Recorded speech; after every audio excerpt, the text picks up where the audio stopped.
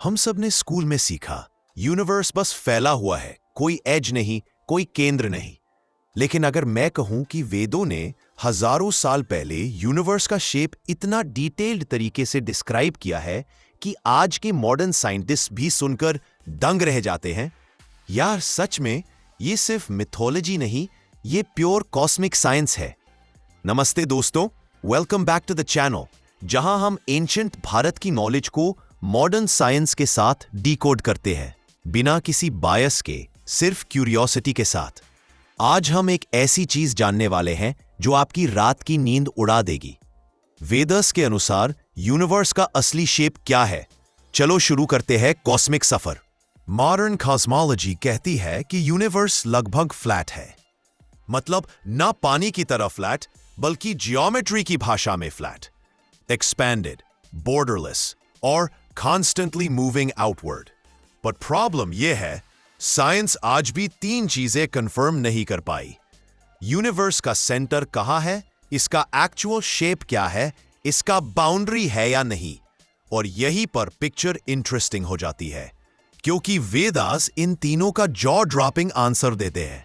Vedas universe को एक single shape में नहीं बांधते, वो इसे मल्टीपल लेयर्स में डिस्क्राइब करते हैं, एक kind of cosmic architecture. Rigveda, Atharvaveda, Puranas और उपनिषद्स में यूनिवर्स को कहा गया ब्रह्मांडा, द कॉस्मिक एग, भूर Bhuva Swa, 3 layer universe, lokas, multi dimensional realms, Hiranyagarbha, golden cosmic womb, and what's crazy, cosmic egg. ये कॉन्सेप्ट आज मॉडर्न साइंस में भी आ गया है एज इलिप्टिकल यूनिवर्स मॉडल। ये वही मॉडल है जो कहता है कि यूनिवर्स एक बड़े ओवल जैसी स्ट्रक्चर में है, no beginning, no edge. Vedas में यूनिवर्स को ब्रह्मांडा कहा गया, ब्रह्मा का अंडा। इसे एक giant glowing oval energy shell बताया गया है। Inside this cosmic egg, stars equals to दिव्य ज्वालाएं, डार्क स्पेस इक्वल्स टू शून्यता, एनर्जी वेब्स इक्वल्स टू प्राण शक्ति, galactic paths equals to nadis।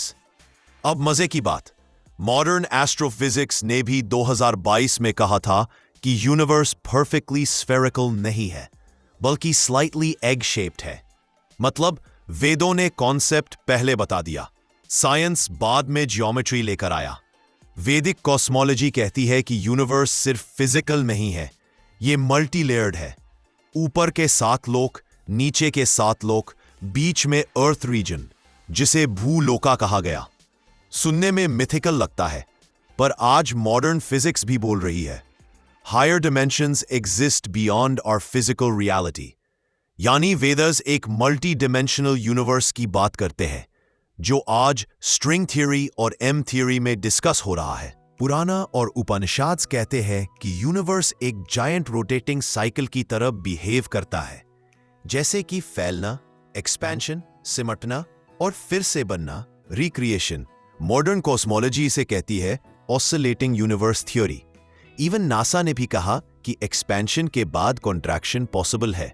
मतलब वेदास ने पहले ही बता दिया था, जो फैलता है वो एक दिन वापस सिमटता भी है, एक कॉस्मिक हार्टबीट। वेदास का पूरा डेटा कंबाइन करें तो यूनिवर्स कुछ ऐसा दिखाई देता है, egg shaped cosmic bubble, multi dimensional layers, constant expansion, no fixed center, repeating cycles of creation।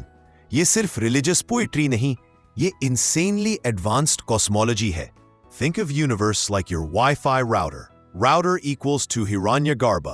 Signal bubble equals to Brahmanda. Multiple devices equals to locus. Signal fluctuations equals to cosmic cycles. You can't see the signal, but you live inside its bubble. Exactly उसी तरह हम universe के energy bubble के अंदर vibrate हो रहे हैं। अगर ये वीडियो आपकी सोच 1% भी बदल पाई तो लाइक जरूर करना। कमेंट्स में बताना, क्या वैदिक कॉस्मोलॉजी वाकई मॉडर्न साइंस से आगे थी? ऐसी ही माइंड एक्सपैंडिंग कॉस्मिक वीडियोस के लिए सब्सक्राइब कर देना। फिर मिलेंगे यूनिवर्स की अगली यात्रा में। जय श्री हरि।